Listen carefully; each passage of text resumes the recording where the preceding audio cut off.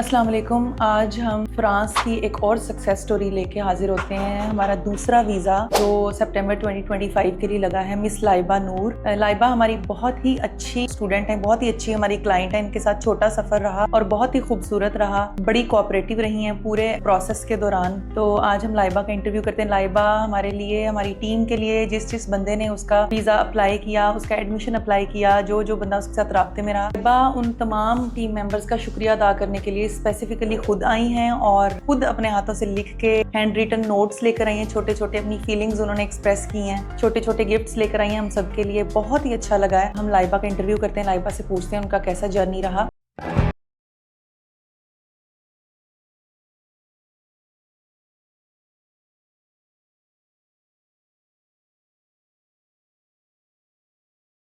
वालेकुम सलाम। कैसी हैं आप? मैं ठीक, आप कैसी हैं? अल्हम्दुलिल्लाह। सबसे पहले आप ये बताएंगी कि आपका प्रोफाइल क्या है, क्या पढ़ा हुआ है आपने, कैसा आपका सीजीपीए था, लास्ट डिग्री के बारे में बताएं ताकि सबको थोड़ा आइडिया हो एकेडमिक बैकग्राउंड कैसा होना चाहिए अप्लाई करने के लिए फ्रांस के लिए स्पेसिफिकली। मैंने जड़ावाला से किया है मैट्रिक और उसमें मेरे 1035 मार्क्स थे। फिर उसके बाद इंटर भी मेरा जड़ावाला से ही है, उसमें भी मेरे A+ ग्रेड था और FSC मेडिकल मैंने पढ़ा है। फिर उसके बाद यूनिवर्सिटी ऑफ एग्रीकल्चर फैसलाबाद से मैंने BS केमिस्ट्री किया है और उसमें मेरी 3.51 CGPA है। नेक्स्ट मेरा स्टडी अब्रॉड का था और उसके बाद आप लोगों से प्रोसेस स्टार्ट करवाएं। और लाइबा आपका इंग्लिश लैंग्वेज कोर्स कोई था? जी, मेरा IELTS था और उसमें मेरे 7 बैंड्स थे। 7 बैंड्स थे आपके, ओके। मतलब आपकी 3.51 CGPA और आपके 7 बैंड्स आइल्स में, तो ये आपकी प्रोफाइल थी। आपने पढ़ा है केमिस्ट्री और आपने रेलेवेंट फील्ड में ही नेक्स्ट एडमिशन भी लिया? जी, मेरा M1 नैनो केमिस्ट्री में ही एडमिशन है, जो कि बिल्कुल रेलिवेंट फील्ड है। एडमिशन से पहले कोई इंटरव्यू वगैरह हुआ था यूनिवर्सिटी की तरफ से?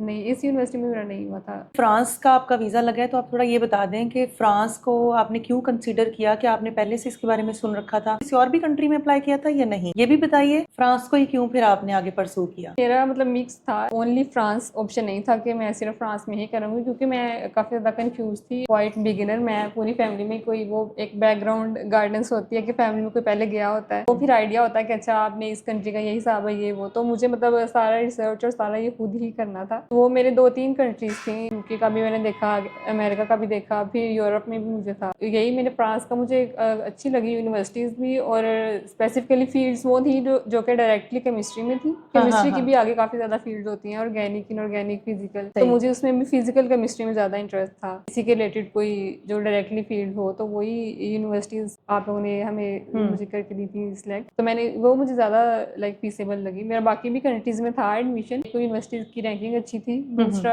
यूनिवर्सिटी के प्रोग्राम का मैंने सारा वो स्टडी किया, मुझे वो ज़्यादा अच्छा लगा जो बाकी कंट्रीज़ में मेरा एडमिशन हुआ था, जो कि एक सिंपल MS केमिस्ट्री है और एक MS नैनो केमिस्ट्री है। वो एक ज़्यादा स्पेसिफाई हो जाती है फील्ड आपके, आपको मतलब ज़्यादा इजी हो जाता है कि जिस तरह। तो आपका बैकग्राउंड भी यही था, नैनो केमिस्ट्री में ही था जिसको आपने मेरा आगे? बैकग्राउंड फिजिकल केमिस्ट्री में था। अच्छा, ओके। और नैनो केमिस्ट्री भी फिजिकल केमिस्ट्री से ही रिलेटेड है, तो वो इसलिए मतलब मेरे लिए ज़्यादा इजी था और मेरा इसमें ज़्यादा इंटरेस्ट था कि बजाय ऑर्गेनिक और इनऑर्गेनिक केमिस्ट्री। तो फिर इसलिए मुझे ज़्यादा ये इजी लगा, मैंने इसी को चूज़ किया और फिर आगे वीज़ा वगैरह फर्दर प्रोसेस भी इसी के। और उसके अलावा आपको सब्जेक्ट ने बड़ा अपील किया कि रेलेवेंट सब्जेक्ट भी आप लेके जाना चाहती थी, आप नहीं चाह रही थी कि आप इररेलेवेंट सब्जेक्ट में जाएं। सेटलमेंट के साथ साथ आपको सब्जेक्ट भी वो चाहिए इसमें आप जो है वो आगे अपनी PhD वगैरह परसू कर सकें। इंटरनेशनल कोर्सेज होते हैं जिस तरह दूसरी फ्रेंच यूनिवर्सिटीज़ में, तो ये एक स्पेसिफाइड था जो कि इंटरनेशनल स्टूडेंट्स के लिए था, और इसमें जस्ट 15 स्टूडेंट्स वो लेते हैं अच्छा, एवरी ईयर। अच्छा। तो मेरा ये कि विदाउट इंटरव्यू हो गया था, डायरेक्ट एडमिशन, तो मेरे लिए काफ़ी ज़्यादा ना वो प्लस पॉइंट एक था।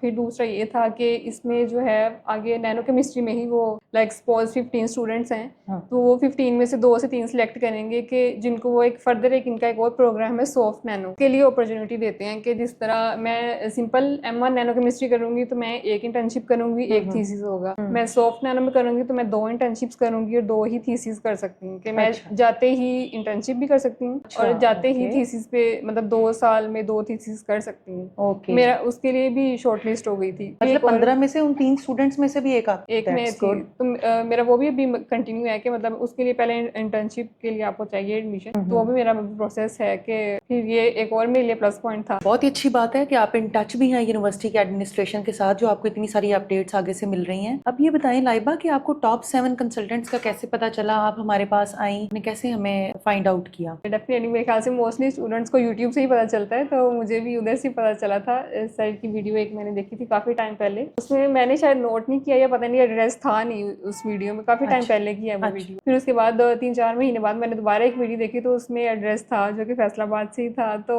फिर ये मेरे लिए ईजी हो गया था इनको आप लोगों को अप्रोच करना। फिर मैं अपने फादर के साथ आई थी लास्ट ईयर अक्टूबर में, और तब मेरा फ्रांस का प्रोसेस स्टार्ट हुआ था। तब आप लोगों से और भी ज़्यादा गाइडेंस ली थी कि लाइक और कौन से ऑप्शंस हो सकते हैं। वैसे अपना मेरा माइंड फ्रांस का ही था जो कि मैंने पहले मतलब बना के आई थी कि मैंने करना है, लेकिन फर्दर 1-2 और ऑप्शंस का भी बताया गया था कि इन केस अगर इसके अलावा अगर आप कंसीडर करना चाहो तो ये वाले कंट्रीज आपके लिए हैं, तो आप लोगों ने काफ़ी अच्छा गाइड किया था। डेफिनेटली एक में ही होता है, लेकिन एटलीस्ट आपको नॉलेज हो कि अच्छा ये ऑप्शंस हो सकते हैं, वो भी एक अच्छी बात होती है कि आपको अगर प्रॉपर्ली बता दिया जाए पहले से कि ये वाली कंट्रीज भी हो सकती हैं, इनमें भी कोर्सेज हैं, ये वाला सारा। फिर मैं फादर के साथ आई थी, वो भी सेटिस्फाई थे, मैं भी थी, तो फिर साइन अप किया और प्रोसेस स्टार्ट करवाया था। पूरा प्रोसेस अपना थोड़ा सा उसके समराइज कर दें, एक्सप्लेन कर दें जो हमारे साथ आपने स्टार्ट किया। अक्टूबर में मैं आई थी, अक्टूबर के मिड में ऑलमोस्ट, और तभी प्रोसेस स्टार्ट हुआ था मेरा 1-2 इश्यूज थे अकाउंट में, कैंपस फ्रांस का जो अकाउंट होता है, तो वो उसको सॉल्व करने में ज़्यादा टाइम लग गया था, तो नवंबर के एंड पे मेरी फाइल सबमिट हो गई थी। फिर उसके बाद मेरा फेब में कैंपस फ्रांस का इंटरव्यू था, बाकी सारा प्रोसेस वगैरह हुआ। फिर मई में मैंने अपॉइंटमेंट बुक की, 10th मई को मैंने की थी, 15 की डेट थी। अच्छा, और 5 दिन बाद ही आपकी अपॉइंटमेंट थी। हाँ ओके। जी। फ्रांस की सबसे अच्छी और मजे की बात ये है कि अपॉइंटमेंट के लिए आपको वेट नहीं करना पड़ता। हाँ जी। दूसरे यूरोपियन कंट्रीज का भी ये भी बहुत इशू चल रहा है कि अपॉइंटमेंट्स ही नहीं मिलती हैं। ये मेरे ख्याल से कुछ लाइक टाइम पहले था, अभी मोस्टली स्टूडेंट्स है ना वो प्रिपेयर कर रहे हैं अपनी फाइल्स वगैरह ना वीज़ा के लिए, और दूसरी और एडमिशन लेटर और बाकी सारा कुछ कम स्टूडेंट के पास है, तो वो इसीलिए मेरे ख्याल से शायद ज़्यादा डेट्स मिल रही थी कि स्टूडेंट काफ़ी ज़्यादा नहीं थे। नहीं, अभी भी मिल रही हैं, अभी भी मिल रही हैं। नहीं, मैं भी कह रही मिल रही, मतलब जल्दी मिल रही है कि मतलब स्टूडेंट बहुत ज्यादा नहीं है, इतना रश हो जाएगा लाइक जून जुलाई अब है, तो फिर अब शायद एंड पे जाके हाँ थोड़ी देर के लिए डिसअपीयर होती मोस्टली हैं बच्चों फिर। के पास हैं अब सब ही जो है ना वीजा की साइड पे है, मतलब एडमिशन वगैरह सबका हो गया हुआ है, तो अब वीजा फाइल करने की है। कौन कौन से आपको डॉक्यूमेंट्स प्रिपेयर करने पड़े एडमिशन लेने के लिए, कौन से आपने डॉक्यूमेंट्स प्रिपेयर किए वीजा के लिए, और आपका टोटल बजट, ये 3 चीजें आपने बतानी है हमें। फर्स्ट ऑफ ऑल तो एजुकेशनल ही होते हैं जो कि आपकी डिग्रीज हैं, फिर उसके बाद मेरी इंटर्नशिप्स थी, क्योंकि जॉब एसएच मैंने नहीं की हुई, 2 महीने का ही गैप होता है, तो उसमें इंटर्नशिप्स थी मेरे पास थी। इसके अलावा एक जो है वो एम्प्लॉयमेंट लेटर था, जो कि लाइक बहुत टाइम से मैं नहीं करी, क्योंकि मेरा अभी 2024 में ही कंप्लीट हुआ है बीएस। आप ये बताएं कि आपको एडमिशन के लिए कौन कौन से डॉक्यूमेंट्स प्रिपेयर करने पड़े, क्या आपने अटेस्टेशन भी कराई थी? At the admission stage like आपने जिस तरह पहले बताया हुआ था कि वो रिक्वायर्ड नहीं होती टेस्टेशन, लेकिन मैंने करवा ली थी, एचईसी से भी करवा ली थी, मोफा से भी करवा लिए थे। इंटरव्यू तो आपने दिया नहीं, उसके बाद फिर आपका वीजा प्रोसेसिंग जो थी उसमें आपका कौन कौन से डॉक्यूमेंट्स जो हैं वो आपको तैयार करवाए थे हम लोगों ने? एक तो एजुकेशन थे जो कि पहले ऐड थे, फिर उसके बाद जो दूसरे मेन होते हैं वो फंड्स के रिलेटेड होते हैं कि लाइक वो ऑथेंटिक होने चाहिए, वो भी मेरा इतना इशू नहीं था क्योंकि मेरे फादर के जो है वो बिजनेस है और वो एफबीआई रजिस्टर्ड है, उसके सारे सर्टिफिकेट वगैरह थे, रजिस्ट्रेशन सर्टिफिकेट, दूसरा सर्टिफिकेट, फिर टैक्स टर्न्स थे 2 इयर्स के, तो वही आप लोगों ने प्रिपेयर करवाए थे, वो मैंने फाइल वगैरह सारी प्रिपेयर करके दी थी। फिर उसके अलावा एक एफिडेविट था जो कि बनवाना था, फिर उसको नोटराइज करवाना, प्रॉपर स्टैम्प सारी वो करवाया, और यही थे मेन जो थी like related to bank statement and account maintenance certificate, यही वाली जो मेजर चीजें थी वही मैंने प्रिपेयर की थी। जब हमने आपको गाइड किया था पहली दफा आप आई थी, आपको एक बजट बताया होता है एस्टिमेटेड कि इतना बजट आपका जो है ना वो इतना खर्चा हो जाएगा, वो थोड़ा एक्सप्लेन करें कि आपका कितना खर्चा हुआ है, क्या उतना ही बजट रहा है या उससे कम ज्यादा हुआ है, अभी तक आपके कितने पैसे खर्च हो चुके हैं मतलब जाने से पहले तक? ख्याल से बजट जो है ना वो मेन होता है कि आपका किस यूनिवर्सिटी में एडमिशन हुआ है उसकी फी कितनी है, लाइक अगर किसी की 250 यूरोज है और एक की 4000 यूरोज है, तो वो एक मेजर डिफरेंस आ जाता है फिर, और ये मतलब at that time sign up के टाइम आपका फाइनल ही होता है कि आपका किस यूनिवर्सिटी में होना है। तो मेरा जिसमें हुआ है लाइक उसकी अराउंड अबाउट 4000 यूरोज है फी पर ईयर, लेकिन वो अभी मैंने पे नहीं की, वो उधर जाके ही पे होनी है। और इसके अलावा कोई एप्लीकेशन फी, एडमिशन फी वगैरह भी नहीं थी यूनिवर्सिटी की। मेरे जो एक्सपेंसेस हैं वो मेनली जो है अटेस्टेशन वगैरह के हैं, और बाकी जो एक बैंक स्टेटमेंट मेंटेन करनी होती है वो तो लाइक एक्सपेंस नहीं है, लाइक बैंक अकाउंट में है लाइक हाँ वो तो आपका स्टेटमेंट है ना, वो तो आपका ही है। आपका जो खर्च हुआ है इस टाइम तक, वो एक तो टॉप 7 कंसल्टेंट्स को जो आपने कंसल्टेंसी फी हमारी 3 इंस्टॉलमेंट्स में वो दी है, 1000 यूरोज हम लेते हैं, और दूसरा आपने अपने जो डॉक्यूमेंट्स अटेस्टेशन पे खर्च हुए हैं वो बस। ट्यूशन फी आपने अभी नहीं पे की? नहीं, वो वहाँ जाके पे करेंगे। वीजा फी कितनी थी? 16,000 वीजा फी पाकिस्तानी रुपीस। ओके, फिलहाल तक तो फिर बहुत ही कम बजट आपका, मेरा ख्याल है 3-4 लाख ही खर्च हुआ ऑलमोस्ट। चलें अल्लाह खैर करे। वहाँ जाने के बाद आपको फिर वो 3800 यूरोज़ है शायद आपकी ट्यूशन फ़ी, वो आप पे करेंगी। हमारी आपको ऑडियंस देख रही होगी, आप रिकमेंडेशन आपकी क्या है दूसरे स्टूडेंट्स के लिए? हम कहते हैं कि हमारे मोस्टली ये जो है ना सभी का इशू है कि मुझे याद है कि जब मैंने मैट्रिक किया था उसके बाद एक मेजर कंफ्यूजन थी कि अच्छा मेडिकल करना चाहिए या इंजीनियरिंग करना चाहिए। मतलब वो एक प्रॉपर गाइडेंस नहीं होती हमारे पास कि अच्छा स्टूडेंट को क्या करना चाहिए। और उस टाइम पे स्टूडेंट्स के दिल में ये होता है कि कोई आए और हमें बस आके कह दे कि बस ये वाली डिग्री कर लो, ये आपके लिए बेस्ट होने वाली है। और हमारे दिल में ये होता है कि बस कोई इस तरह कह दे, लेकिन इस तरह कोई कहता नहीं है। वो एक बहुत ज़्यादा स्ट्रगल होती है। फिर इंटर कर लो तो उसके बाद एक और स्ट्रगल शुरू हो जाती है कि अच्छा अब आगे कौन सी डिग्री करनी है। वो मतलब एक मेजर होता है। फिर अगर लाइक बीएस कर लिया और अगर आप बाहर जाना चाहते हो तो फिर एक और वो स्ट्रगल है कि कौन सी कंट्री में करना है और कौन सी डिग्री में करना है, क्या है। मैं यही कहूँगी कि अगर जो एक इंसान खुद अपने लिए कर सकता है ना, वो एक दूसरा इंसान कभी भी नहीं कर सकता किसी के लिए। आप जो खुद ही रिसर्च करो, डेफिनेटली जिस तरह आप हैं, मैंने लाइक पहले मेंशन किया कि बहुत कम इस तरह है कि लाइक आज के दौर में जो है ना वो आपको इस तरह का मिले कंसल्टेंसी प्लेटफॉर्म के जहाँ पे आप कंप्लीटली ट्रस्ट कर सको।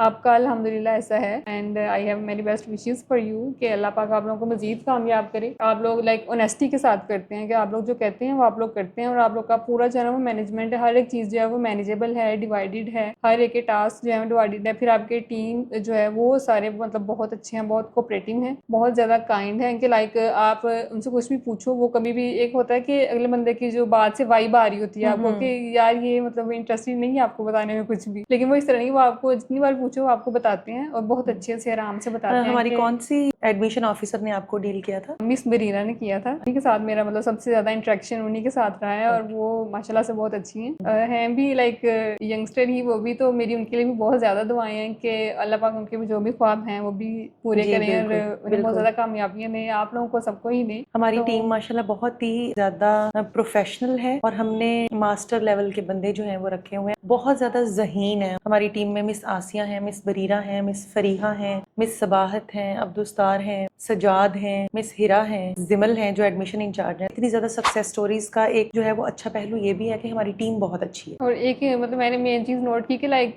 लड़कों से ज़्यादा शायद लड़कियां हैं आपकी टीम में ना, मतलब ये भी एक प्लस पॉइंट है कि आप लोगों ने लड़कियों को भी ये अपॉर्चुनिटी दी हुई है। वुमेन एम्पावरमेंट पे बहुत ज़्यादा बिलीव करते हैं ना, इसलिए हमने लड़कियों को ज़्यादा। सारी अच्छी हैं माशाल्लाह से, मतलब बहुत ज़्यादा ऑनेस्ट हैं अपनी ड्यूटीज़ को लेके, काम को लेके, और मतलब वो आपको प्रोसेस कर रहे हैं तो वो उनको लाइक एक चीज़ होती है कि भाई अगले बंदे का हो रहा है, आप जिस तरह मर्जी उनकी डॉक्यूमेंट्स अपलोड कर दो, आपको क्या है मतलब वो होगा ही नहीं होगा, लेकिन आप लोग इस तरह नहीं करते। आप लोग हर प्रॉपर डॉक्यूमेंट को वेरीफाई करते हैं, लाइक SOP है या मोटिवेशन लेटर है, तो अगर वो 3 से 4 बार भी उसके अंदर करेक्शन करनी पड़ रही है तो वो आप लोग करेंगे। और जब मतलब फुली स्टूडेंट सेटिस्फाई होगा या आपको लग रहा होगा कि हाँ भाई, क्योंकि लाइक मैं हूँ, नो डाउट कि मुझे भी मतलब काफ़ी ज़्यादा पता होगा, लेकिन आप लोग प्रोफेशनल हैं तो मतलब आपको ज़्यादा आइडिया होगा कि अच्छा भाई एक चीज़ मैं नहीं देख रही हूँ, मिस्टेक है वो आपको नजर आ रही होगी, तो आप बच्चे से भी सेटिस्फाई करवाते हैं, खुद भी सेटिस्फाई होते हैं और फिर वो प्रोसेस जो वो आगे करते हैं। लाइबा, आपके फ्यूचर गोल्स क्या हैं? फ्रांस चली गई आप, स्टडीज आपने स्टार्ट कर ली, क्या करना है फिर? फ्यूचर गोल्स हैं लाइक काफ़ी, मतलब